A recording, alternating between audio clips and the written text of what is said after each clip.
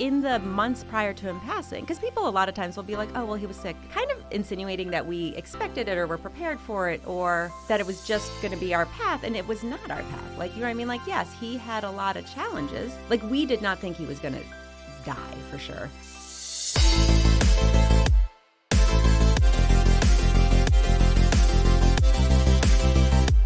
Welcome to Seriously Catherine, a podcast about taking your business seriously, but not yourself. I don't know about you guys, but this week's hot take is all about my love for the cowgirl aesthetic that we are seeing on all of our social medias and all the celebs. We can all agree that this is due in large part to Beyonce and her new album coming out. It's titled Act 2, and it's supposed to be part 2 of her Renaissance album. She posted this whole personal story on her Instagram that I just felt, oh my God, we're friends. We're officially friends now. I thought we were always friends, but she cemented the relationship with this authentic, vulnerable post about why she's entered the country music scene. And there's a lot of people who are like, oh no, she shouldn't be in country music. Beyonce's not a country music artist. And I tell you, sir or ma'am, that you should keep your mouth shut because the music's amazing. If we can allow Taylor Swift, of all people, to jump from different genres, we can certainly allow the Queen to do so. The songs that have already been released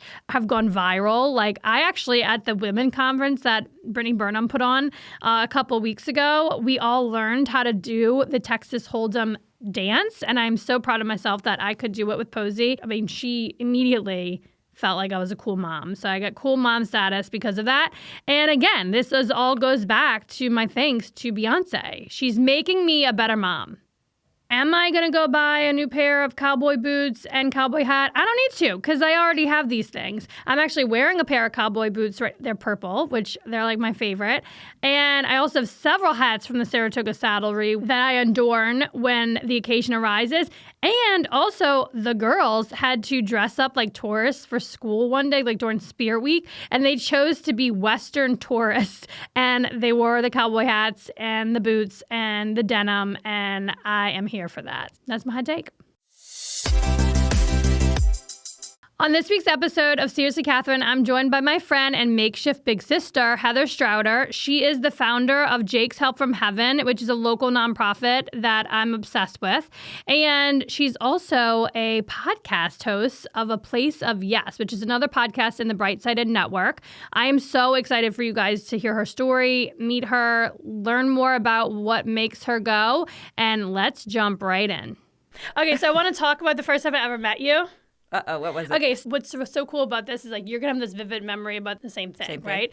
And I was trying to figure this out. Was it right when I opened Paint and Sip or was it after that? And how, Ethan is a man now. 19. But his birthday was? At Paint and Sip when he was, it was second grade, so probably his 7th birthday. So he was, 7 plus 12. That makes him 19? Yeah. Yeah. Well, there we go. We figured that out. Yay! On a morning math. So you had Ethan's birthday party at Paint and Sip. That was the first time that I met you. And I was still working at Paint and Sip at the time. Not that you're not this anymore, but you were this young, beautiful, I was young, being the key word, biracial couple. I was just enamored. And Ethan was a beautiful little boy. I was just oh my God, this family is fucking adorable. And I made this really stupid comment. Oh, you did? I said something like, Ethan, oh my God, you're so lucky you have these people all to yourself. But I didn't know anything about Jake. I didn't know anything about y'all. I'm sure none of that even impacted us at all, though. It was weird. Probably oh, no. It was a weird probably thing. Weird in your head, though. Because I said something are you an only child? Oh my God, you're so lucky. And then was he bug-eyed? Lo and behold, I'm oh my God, they buried their son years ago. And this is so open mouth, insert foot. I feel we have always been that couple through this that, and it's probably interesting because people are also listening to my podcast where all I do is talk about grief and the horrible life it is. But it's also just our life, right? So you didn't know. We never took that stuff personally. Sometimes it would sting. It'd sting and be oh, shit. But usually what stung more was when people would ask me oh, you only have one kid? And I say yes. That's what stings. It's an internal struggle. It's not you. Like, can't expect we don't wear a badge that says we lost a kid, so people don't know. Right. But then we became friends on Facebook. And for I don't even know if this is still your photo, but for the longest time, your photo was you and Brian at the grave, at his coffin. Yes. At the casket. Yeah. Open casket, too. And so I was like, oh, my God. Well, there was a weird do? story about that because I did that, obviously right after he passed. And then I was like, it was years and years and years before I changed that picture because I could not wrap my head around changing that because I felt like it would hurt Jake's feelings. I had my own, and then I don't remember when I finally did, but I felt like I was like, okay, Heather, now you're just weird. You know what I mean? You just gotta change the picture. Yeah. But yeah, it was and I felt like it was probably a little, if people clicked in, because when it's small, maybe you don't know, but then when you click on it, you're like, oh shit. I vividly remember being like, oh my God, why did I say that? Oh my God, this poor little boy probably went home crying the day of his birthday party because this bitch was like, hey, lucky you, only kid, whatever. I was so mortified. And then I also discovered, So, give me a task and I will get it done, right? But then I was like, okay, how do I make this right? I really had this anxiety. I don't know if you remember, but I called you because I realized that we went to the same hairdresser. Okay. And I don't remember this. I was like, do you think it'd be weird if I called and apologized? I just feel so... you asked Liza. And I couldn't let it go. So she gave me your number and I called you and you were like, oh my God, it's totally no big deal. But by the way, can we do a fundraiser? Because I'm starting...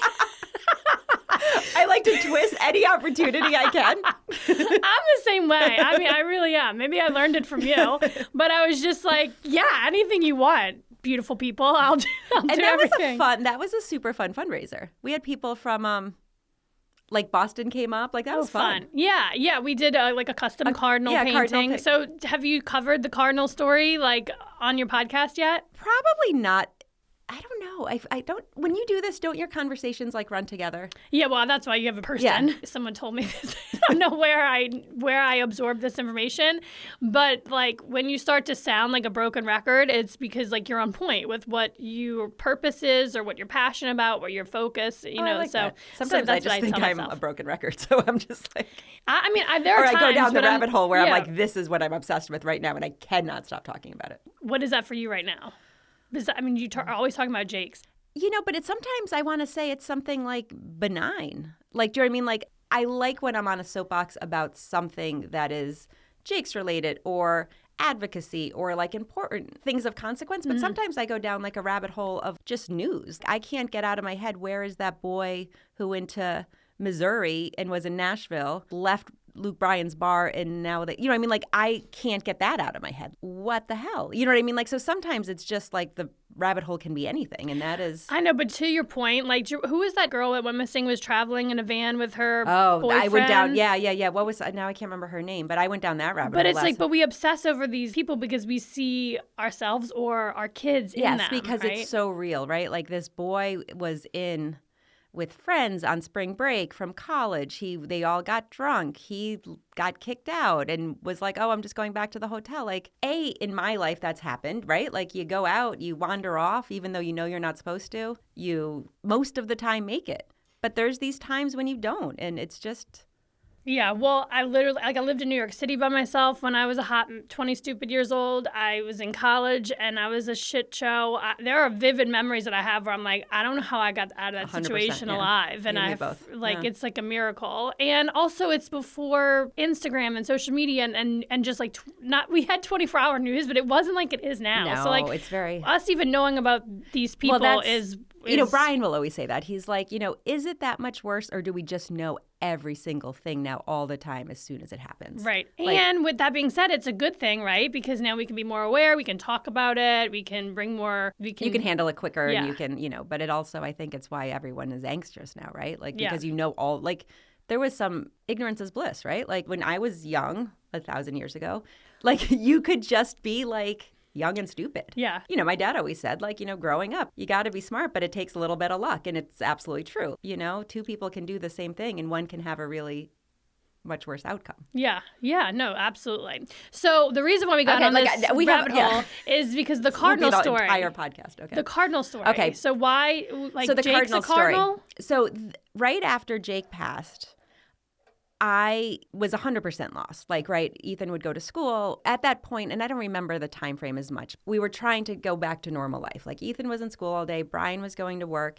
And for me, I was Jake's caretaker 24/7. Like, I was... Yeah, wait, time out. So also, I want you to sort of like, I don't know, you have your own podcast and you're sort of like going through your entire journey and experience being Jake's mom, losing Jake. But up until he passed away suddenly, right? Yes, like, very suddenly. You just expected to live with this child. 1,000%. Like, we had talked about, like, in the months prior to him passing, because people a lot of times will be like, oh, well, he was sick, kind of insinuating that we expected it or were prepared for it or that it was just going to be our path. And it was not our path. Like, you know what I mean? Like, yes, he had a lot of challenges. Like, we did not think he was going to die for sure. And at that point, we were looking at, and I think I did talk about this, we knew that we were going to need like a handicapped van. And I was always such a pain in the ass about cars. Like, I always have a very specific car that I want to drive or like what I like. And I was kind of being a punk about like, I don't want to get a handicap van. I don't like, so I was looking at different vans that I could get that would be like a happy medium. Like, what could I have converted into a van that's not like driving a minivan, but that is also appropriate where we could wheel his wheelchair in. Like, we were thinking about those things. So we certainly were not prepared for him to pass away. We were also beginning the talks about like, you've been in my house, it's an old Victorian, it's got 3 floors. As he was getting heavier, are we going to have to switch things around and have everything for him on the first floor? Or would we need to put in an elevator? Like, we were having real conversations about, as he grew and got older, what we would have to do. Yeah, like you were thinking longevity, like he's total just longevity. And we were starting to have those talks about, what is this impact going to be if anything happens to Brian and I? Like, whose responsibility? Like kind of, we would have those talks. So all that to say that it was completely out of the blue. So he passed away unexpectedly. I had done all of his care, right? I was 24/7 with him. I had to give up any career that I had once he got sick because he required 24/7 care. So when he was gone, there was like this void, right? Like, it was kind of like I didn't know what to do with myself. And frankly, parenting a kid that, like Ethan, who is a healthy kid, is easy. You know what I mean? Like, not that it wasn't challenging, but it was not, everything's not life or death. You know what I mean? Like I felt like with Jake, it's like you had to make sure he ate right. Like, everything was just heightened. And Ethan is 6 at this time? So Ethan was 5 when he passed away. Like, it was the month before his birthday, so turned 6. Oh. I know, poor baby.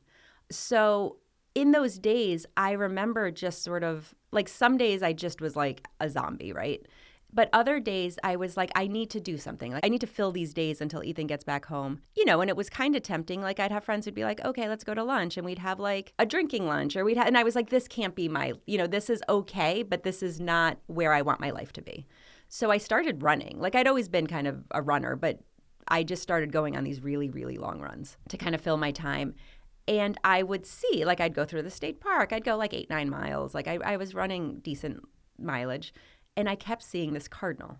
And it was just kind of funny. It was just noticeable. And I didn't really think anything of it, but it just kept happening. And then we'd be at the grave and we'd see a cardinal, or we'd be driving. I just was seeing, and at one point I said to Brian, I remember this super vividly. I don't know if he would remember it, but I was like, I don't know what the f is going on, but I'm being stalked by a cardinal. Like, I just and I didn't know that it meant anything. Like, I knew nothing about it, but I just was like, everywhere I go, there's this cardinal. Shortly after that, I just started being like, hey, Jake. And we just all sort of adopted it. Like, we'd see, like Ethan would see a cardinal, like, at the playground. He'd be like, I saw Jake today. Like, we just, it became like this family thing. Yeah. And then I would say, like, a year later, like a long time had passed, someone was like, you do know what a cardinal means, don't you? And I was like, I have no idea what it means. And they were like, well, just look it up. So then I Googled it. And it's funny because I Google everything. I guess that time maybe we didn't Google things as much, but it didn't even occur to me to Google it. But if you Google cardinal, it is one of the things that people think is a sign of someone who's passed. Like, it's either them transitioning into, the next life or whatever you believe, but it is commonly recognized as how people kind of come back or whatever. Yeah. So we still, to this day, like, I still have friends who will send me a picture in the morning of like a cardinal in their backyard. Oh. Or like, like Susan Halstead. Well, like, the first cardinal she sees is her dad. The second cardinal she sees is Jake. So if she sees 2, she's like, oh, Jake and my dad are hanging out. And I love it. It could bring me to tears now. Yeah. Like, there's so many, like, it just means so much, Yeah. No one ever told me anything about cardinals. Like, I didn't know either. It literally, I was like, I'm being stalked. Like, I could not see the cardinal. Yeah. And I've never been like a bird person or anything. Like, it's not like I'd be like, oh, look at that blue jay over there. Right. You know, Same. like, I wasn't same. like. Yeah. But even when I see cardinals, like, I don't think anything other than Jake. It's like, it's part of the whole brand now. It's like everyone knows. It's kind of become a thing. And then that's where, like, we went with, like, so we then took it further, right? Like, it was like, okay, it has to be red. And then I was like, well, every car I drive has to be red. Like, I mean, I make up these weird rules in my head, right? And then if I ever want to break them, I have like this crazy guilt complex. So I'm like, okay, every car I have from now on will be red. Oh my God. But everyone plays ball. Brian has a black car, right? Yes. But you all have the Jakey license plates. So that was also my thing. I was like, well, when I get the red Jeep, we're going to have, like, I'm going to change my license plate. Brian was kind of like, well, I want one too. And then he did. So I'm Jakey, and then he was Jakey too. And it was kind of funny because he was like, oh, I should have been Jakey 1. But then I was like, no. And this was, Ethan was very small, so him driving seemed forever. But I was like, oh, whenever Ethan drives, he'll be Jakey 1. And then my parents are Jakey 3 and 4. But then when Ethan got his car and his license, we got him, so he's Jakey 1. Oh, I love this. Okay, so I've always kind of wanted to ask you this. When someone loses a child and they have another child, right? Or they, like in your circumstance, you have Ethan. Jakey passed away. He was younger than Ethan. So you still have this kid that is healthy and needs love and attention. Have you ever felt like, well, he had to have been a purpose for you to sort of like carry on, right? So I have said this very much. Like have you heard people say like, oh, well, at least she has Ethan, or at least she had like so I have a cousin that passed away when I was very, very young. And I remember they used to just always say like, well, at least, Aunt Ava has the other kids. And it's like, okay, but like that child's purpose is not to be the purpose, right? No, 100%. So I feel like I didn't get that very much, or if I did, it just went over my head and I didn't absorb it. And I think that is as I've gotten older too. Like, people can say things, but I'm very much able to let them go now. Like, things that used to like really piss me off and like have me spiral, I see it as a reflection of them, not me. Like, I don't know, like whatever. So I have two things to say about that. One is that what people would say that I did not handle well and still don't handle well, although I'm 50, so they don't say it as much, but they'd be like, oh, so you're going to have another kid. And I just was like, I'm not having, like, what, a replacement child? What the fuck? Like, no. And I see now that I think it was for them more than me. It wasn't that they wanted me to have another child. They were uncomfortable. Death is uncomfortable, and death of a child is uncomfortable. And some people really were able to, like, go with the flow and rally around me, and other people just froze. And I, especially now, but even then, like, I never held it against them, but sometimes what they would say would still be hurtful. Like, I remember Kelly Height. You know Kelly Height. She, for whatever reason, was one of these people, like, right when Jake passed, like, just everything she said was right. And she will always be so near to my heart because of that. But she gave me this one book to read about, having past lives and all this stuff. And I had never been into any of that, but it was exactly what I needed at the time. So, I had some other friends who were like, oh, everything I say is wrong. And I was like, don't make me feel bad about it. But I would say, like, I would joke with Kelly and I would be like, well, we were obviously best friends in a past life because, like, you know what to say. Like, you know what I mean? Like, some people just knew what to say. She knew Jake because, Ethan was 2 and I'd be like picking him up and he'd be in a stroller and he, you kind of could tell Jake was sick. So I remember when she's like, why is he always sleeping?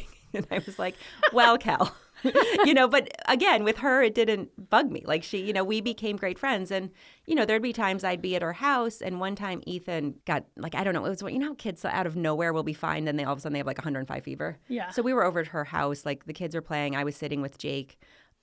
Ethan spikes this crazy fever. I take him to the doctor. She stayed with Jake. Like, I didn't trust anybody with Jake, but she was someone who would just sit with him. And So, like just people saying stupid shit. And then the thing about Ethan. And so I have said this, and it's not that Ethan was like the purpose child because he was there first, right? He's my firstborn. And like your firstborn, there's all those stupid memes out there. They're perfect. Well, they're perfect. But they also like, I didn't know what the hell I was doing. I always find it so funny. Like Brian and I, we were like 30 years old. We bring this baby home. Brian and I were kind of a whirlwind. We like met in March. We're engaged in May, married in July, and Ethan was born in January. Like, that's a whole lot happening in a short amount of time. He was the principal, right? Not at my school. Oh. Not at my school. I made that up you in my made head. A scandal out of that. No. He was a Boston Public Schools principal. He was the principal. I was a teacher, different schools. We met at like a like a conference. Teacher conference. A teacher conference. But And so Ethan is old, he's my firstborn. It's like we were buddies when I didn't know what I was doing. Like it's just, there's a connection there. Yeah. He was a 5-year-old boy when his brother died. He called 911 because it was just the two of us home. In like a split second, his world blew up. Like my world blew up, but his world blew up too. And I just remember in those days afterwards, not to put the burden on him, but I was like, I need to get out of bed because I can't pick up my kid, right? Like, I have to take care of this boy. Mm-hmm. I don't necessarily always think it was, people are like, oh, you're so strong. Whatever. Like, I think all that's bullshit because I think you don't know what you're going to, I would never be able to do that. Well, you don't know. And hopefully you never have to know. Right. You know what I mean? Like, you don't know. But I knew that, like, I had this little boy and he deserved his mom. He deserved the best version of his mom. And some of that was fucked up, but yes, he was the reason I got out of bed. He was the reason I didn't get sleep all day and take pills and become a hot mess express. Like, yeah, I had a responsibility. And, yeah, and I wonder sometimes if he didn't pick up on that and if sometimes that's not a little bit as he's a young adult where he has, I don't know, just a little bit of the weight on his shoulders. Like, I think, what do we do as parents? We try to do the best we can, but you still manage to. Yeah. Well, they need something to talk about. It's the nature of parenting, right? I always just think too. It's like he's still got that sibling rivalry. You know what I'm saying? That's an excellent point. Yeah. He's still competing. He's competing against this. Yeah, like and it's the attention or it's the, and I think some of that had to be really hard because yes, I mean I think that's a really good point, and a lot of people don't bring that up, but. He was, like it wasn't just like, oh, who's better at sports? It's like, wait, you can never compete against the kid that died. Yeah. But you kind of are. Well, and it's just like if you did have 2 living children, they would be sibling rivalries. I'm bracing myself for when the girls get older. Ruby's going to just destroy everyone. Everybody. She's my girl. I love Ruby. Do you have the same birthday or same? What is the story? So I'm the third and she's what? Oh, she's the second. Okay, yeah. And Lizzie's birthday is the second. She will correct me. She'll comment in. So Lizzie was one of your first guests on the podcast. She was the very first guest. And I got to mention, yeah, I was so excited to listen. I was like, oh my God, I had no idea I had such an impact. Boom. But yeah, I mean, I remember those when Cece was young and she wasn't like hitting those milestones. And at the time I had Ruby is like maybe just about a year, maybe a little bit under Cece. So it was tough for me and I definitely felt like, okay, like snap out of it. Let's do all the things. Like, what do we need to do? Like, get all the tests done. It was great talking with her because I didn't know a lot of that. Like, a lot of times with some of our earlier Jake's families, when we were a much smaller organization, right? Like before we had as many applications as we have now, before we grew to what we are. I had connections in a different way with all of our families, like, just because there were less of them. And, I just knew more. And so Lizzie, we've worked with for quite a while, but a lot of it, like, we talked about was travel reimbursement or different kinds of stuff. So you don't always know the backstory. So it was really fascinating talking about it. And one of the things that I liked is it doesn't matter if your kid is on like one end of the extreme, like Jake was, or if you're like Cece, who is like, meeting milestones just a lot slower, but still, you know what I mean? But still a forward like a lot of those early fears and conversations, they were all the same, right? Yeah. Like it's like you worry about the same stuff. Right. And from and you're in denial about the same stuff too. Like like her and I, yeah. The questions that we asked and were stubborn about hearing the answer about were very similar, even though it was kind of on opposite ends of the spectrum, but it was that same thing, right? Like it's yeah, well, and I remember like having these like serious conversations with Mark. Like I'll never forget, we were at a birthday party and Lizzie was there. I was there with Ruby and because her oldest daughter and my oldest daughter, Posey and Daphne, are friends. Okay. They're in the same That's grade, the the same class. Okay. Yeah, we did baby yoga together when we were like they've All known the each things, other yeah. since birth. Yeah, so we were at a birthday party and she was sort of like she had just come back from Boston and they had gotten the diagnosis and it was like it was just a general developmental delay. And I was like, Lizzie, this is bullshit. There's something more. We have to dig in further. And I think, and I remember like coming home and telling Mark like, oh my God, she's probably never going to talk to me again because I was so aggressive. And I was like, but at the end of the day, I wouldn't be able to live with myself without saying like, Lizzie, you got to dig deeper here. You know what I'm saying? It's funny because everyone needs those friends, right? Like, and it's kind of a little bit like my Kelly Height story. Like I had friends who, and it was different. It wasn't about like diagnosis or whatever, but like I had friends who were asked or pushed in a harder way Like you ask different questions, and you need those in the same way as you need the ones that let you continue to live in like La La Land. La La Land. Yeah. Like you need both. And I think that, I don't know, at least from my perspective, and I think from hers too, like you and the Kellys, like will always have like a very special relationship with, because you need that. Like you need that energy from someone else, from someone who's not family, from someone who's not, you know what I mean? Yeah. Like, and even like, I remember calling you and being like, Heather, I need you to call Lizzie. And you were like, I'm not going to call this woman who I don't know and doesn't know. I do actually remember that. You know, she doesn't know You're all like, the but you have information. to meet her. And I was like, I was okay. like, she's definitely going to be a family, a Jake's family. Like I just like had this like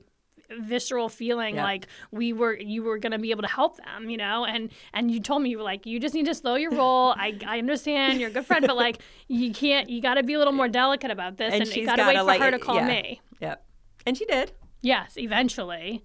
And here we are. And then, I mean, the other part too, it's like the feeling of like, oh, well, not only would we not qualify for help from Jake's, but like, we're not that family. Like, we're going to be okay. And I was like, fuck that. You should go out and get as much help and as much support, and as much resources and much equipment as you can possibly get. Like, so that was a really hard lesson for Brian and I, right? Because, you know, we were very much like, you know, so I mean, we were a family of 4. We were a healthy family. We had 2 healthy boys. We, you know, live a decent life. Like all is good.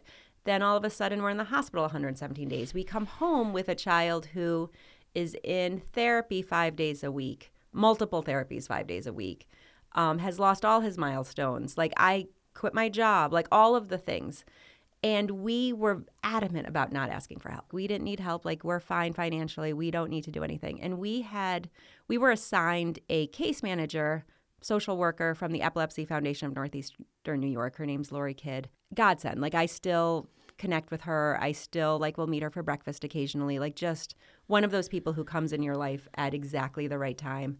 And she sat us down and she was like, no, I am going to give you programs that you are going to apply for. I am going to apply on your behalf. It does not matter how much money you have or don't have. You are raising a child with so many issues. You do not know what's in the future. You have to, like, these services and programs are there for everybody. Mm-hmm. And I remember we were still like, no, not us. And then eventually I was like, screw it. We are going to Boston every 2 or 3 weeks. We are there for 3 nights a week. Like, we are hemorrhaging money. We started applying for some of the stuff, and literally some of it was like a $50 reimbursement for something or this.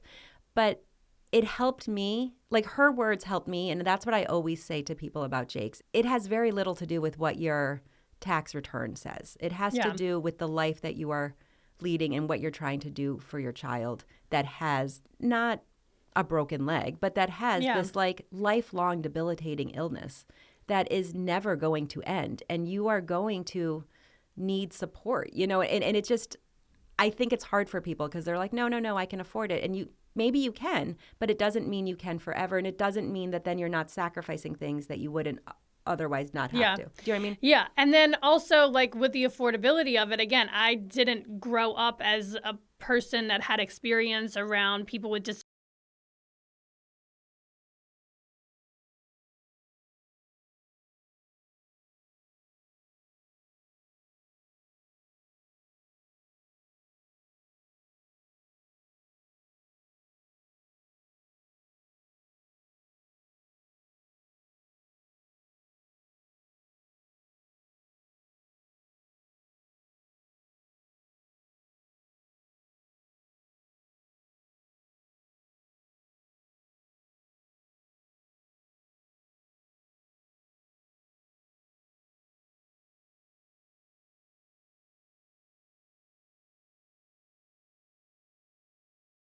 Paper. It is thin. It doesn't fit. It's uncomfortable. These families have, you know, a young adult, an adult that they are having to toilet and diaper and all of these things.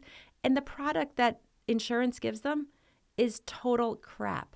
So we have a ton of families that's what we do. I mean, it's not pretty, but we buy a quality diaper for adults that their families can, you know, that they can have some dignity. Right. And that the family can be comfortable in doing it and not have hundreds and hundreds of dollars per month out of their own pocket to do something that, frankly, insurance should be doing a better job of. Yeah. You know what I mean? Yeah. Like, Medicaid should be doing a better job of. They're just, what they give is shit. But like, tell me, like, once you have a diagnosis of a child with a disability, do you automatically, that child becomes a Medicaid kid? So I don't know. Again, our this was, 13 years ago, 14, more than that. I don't know my problem. Like, when did he get sick? He got sick at like 2007, so a long time ago. So I don't know what the process entirely is. But so when we came home from the hospital, the hospital had connected us with the Epilepsy Foundation in Northeastern New York, and that was kind of our organization. We had our case manager, and then you apply for a waiver, which he clearly got approved for, and then you have Medicaid. Our family insurance was our primary, and Medicaid was the secondary. So whatever CDPHP didn't cover, Medicaid was supposed to swoop in. Okay. And then once you become a certain age, like Medicaid's your primary insurance. Got it. Okay. But, so another example of like Medicaid, in my opinion, not doing a great job is Sucking is like, so for instance, a wheelchair, they will get you a wheelchair, like the wheelchair that you need. Very expensive wheelchairs, right? $5,000, $6,000, $8,000 for kids like Jake or for cerebral palsy or, like things where you need all of the supports. But they will give you one every 5 years. Okay. If that's 20 to 25, that's probably okay. But when it's 2 to 7, it's obviously not okay. You know what I mean? Like when you're a toddler and then you're an elementary school age, you know what I mean? So we come in, that's a little bit where Jake's comes in, and we'll buy that wheelchair or something else. They'll also say like, oh, we won't approve this because you have this. And I always think about imagine telling Posey she can sit in one chair all day. That's it. So even if they did sit in there all day and could do it, like Jake frankly could sit there all day because whatever, but then you get sores. You have to move. You have to have different. You can't have the pressure on the same thing all the time. Right, like bed sores are a real thing. And then their body isn't, there's no muscle mass, right? So it's like bone. And then they can get infected. And I always would say with Jake, it wasn't his seizures or those things that were it was like a secondary infection, right? And that's what it was. He had aspirated. Like that's what happens. Like, or it's an ear infection that goes bad, or it's a pressure sore that gets infected. Like those are the things that kids who are medically fragile, it's a slippery slope with. So we buy the stuff to just make life more comfortable. Yeah. And yes, there's a thing, should insurance do a better job? 100% I think it should. But the fact is it doesn't. So that's why we exist to help. I want to circle back to when you're in that position, what do you even need? What can anybody do? It's so absolutely heartbreaking to even, I can't imagine, this is so annoying to hear, but I can't imagine myself being able to carry on. I just that I think is, hopefully you never have to, you know what I mean? Hopefully you never have to know, right? Because it's you don't know it until you're in it. And then you will. You will or you won't, right? Some people survive it, some marriages survive it, some don't. I don't know. It is what it is. But in my opinion, there's no oh, do this and everyone will be better. But what was important for me was the people who just showed up. Mm-hmm. And it was the people who let me be so I wasn't talking about it, but I wrote those letters to Jakey. And some of them were pretty raw and they were pretty angry and they were pretty harsh. And some people would be like, oh, you're so angry. And I'd be like, well, then don't read it. You know what I mean? Because the hardest part for me was people trying to judge my grief when they didn't have a clue. Mm-hmm. And I think the best thing you can do is just, it's so cliche to say, but just be there. If the person's pissed off and it's hard to hear, suck it up and hear it. Or don't, but don't, just don't, just disappear. Yeah. But be able to hear where they're at, because there's nothing more isolating than being the mom or the dad who has lost their kid, because everybody, whether they know it or not, treats you different forever. I'm still treated differently. I have made sort of a profession and a living out of being Jake's mom. So I think that makes people more comfortable. But, I've said this before, there was a girl who I was not even great friends with, honestly, but she showed up a couple days with 2 coffees and was like, let's go for a walk. And I was like, okay, let's do that. And I look back all those years later, and that person made a difference in my life, right? And I don't know that we even talked about Jake. I don't know what we talked about on these walks. Yeah. But it was just someone who cared enough to realize that it is the most isolating, lonely feeling ever. And just breaking that. And it doesn't have to be talking about your kid. It can be literally call and be like, hey, this is the funniest thing just happened. Or, hey, do you remember middle school when just breaking that rut of being stuck in it. And it's just life, the world keeps spinning, right? The and world life keeps goes going. on. And that's really hard for a parent who's lost their kid, right? Because there's this period where everybody is in your face, and then there's this period where life has gone on and Well, not the next tragedy. It's kind of like what we talked about, right? Like we worried about the girl last summer in the van, and now you're talking about that. Like you move on to the next thing, and it just sucks when you are the thing that has moved on. Like people have moved on from you, right? Yes. Like and it's inevitable. Like it happens. We could be here all day for weeks and weeks. We could have our own podcast, just the Heather and Catherine show. Yeah, maybe we should. So tell us more about how people can get engaged with Jake's Help from Heaven. So a couple things. If you are looking to apply, like if you are a family that has an individual in it that was born, congenital or childhood onset disease is really where our focus is. But we are always accepting applications on a rolling basis. And people always ask, like, what exactly, should we apply for? And we always say, whatever is going to improve quality of life. We want to create opportunities for those with disabilities and medical challenges really to thrive. So bring it.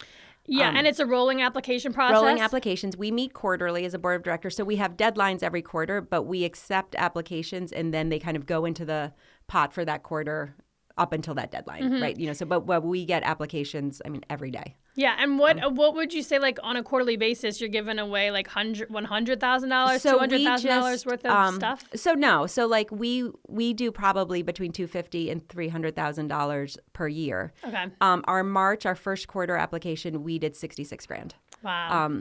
Which is a lot of money. We are a 100% volunteer-based organization. We run entirely on donations, so it's really, we always say, like, no amount is obviously too big, but no amount is too small. Like, everything makes a difference.